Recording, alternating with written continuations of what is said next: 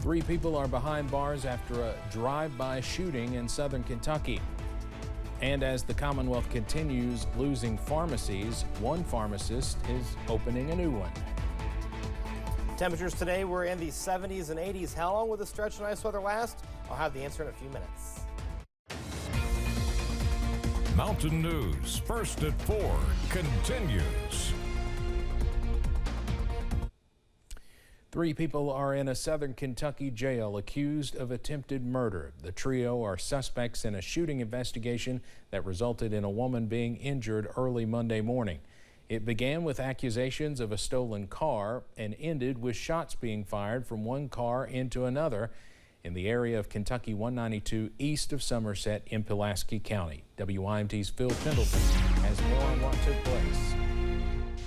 2 people are charged with attempted murder and one is charged with conspiracy after at least one of these suspects thought someone else had stolen a car.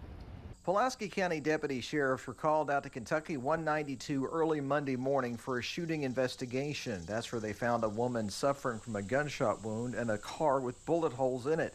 Police say a further investigation revealed another car with 3 people in it. Asa Simpson, Christian Helton, and Braylon Greer were in the same area, and shots had been fired from that car into the one carrying the victim and at least one other person.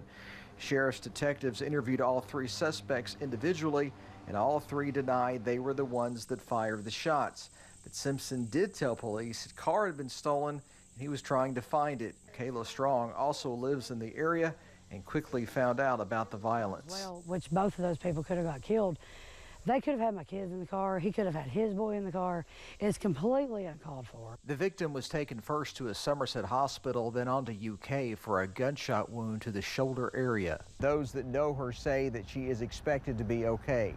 In Pulaski County, Phil Pendleton, now back to you. We asked if Simpson, Greer, and Helton would like to talk to us from jail, but all 3 declined.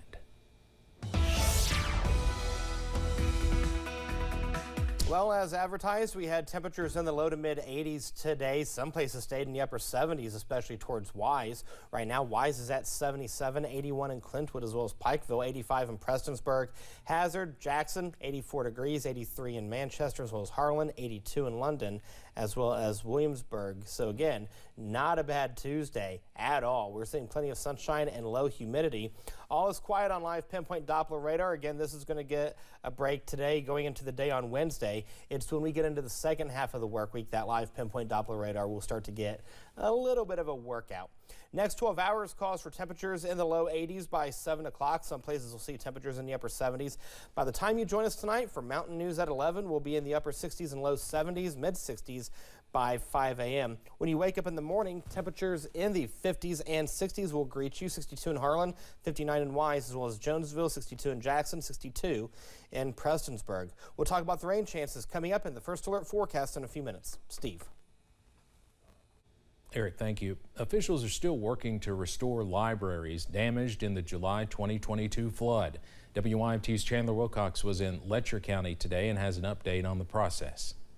Libraries can be more than just a place to grab a book. Officials say community gatherings and events often take place in these small town libraries that made the July 2022 flood even more impactful, as multiple libraries in Letcher County were damaged. Letcher County Library Director Alita Vogel says everything in the Fleming Neon Library was lost. Vogel says she began working with FEMA on receiving funding to rebuild. After working with FEMA for a while, we hired an architect to take care of Fleming Neon and Blackie. And we've got plans for both. We've been given clearance by FEMA. Vogel says they are working to better defend the Fleming Neon and Blackie libraries from future flooding. She also says they have a catalog ready for when the Fleming Neon Library reopens. In Letcher County, Chandler Wilcox, WYMT Mountain News. Now, the Blackie Library was not only damaged in the July 2022 flood, but also by a fire. Coming up at 6, we'll take a closer look at the rebuilding process for the Fleming Neon and Blackie libraries. For people in rural areas, access to health care might be difficult. One Eastern Kentucky pharmacist is hoping to help some of those people with a new pharmacy in a very small town. WYMT's RJ Johnson has more from Wayland. Originally from Knott County, Brad Little wanted to open his own pharmacy. In April, he opened Route 7 Pharmacy in Wayland, being the first pharmacy in the city. Little says he wants the pharmacy to make a difference in the community. I get to see people I know, people I've known my whole life. I get to try to help them. And I feel a lot of pharmacies, they're either so overwhelmed or the pharmacists don't know that the people that well, there isn't as much help. If I can do something that makes it easier on people, more convenient, or have somebody they can talk to, I feel like that helps a lot. Little says with there being no pharmacy within 30 minutes of the area, he wants to provide access to those without transportation or the means to drive to a pharmacy. But for now in Wayland, RJ Johnson, WYMT Mountain News. Coming up tonight at 6, a more in-depth look at the long-term impact Little hopes to have on the community.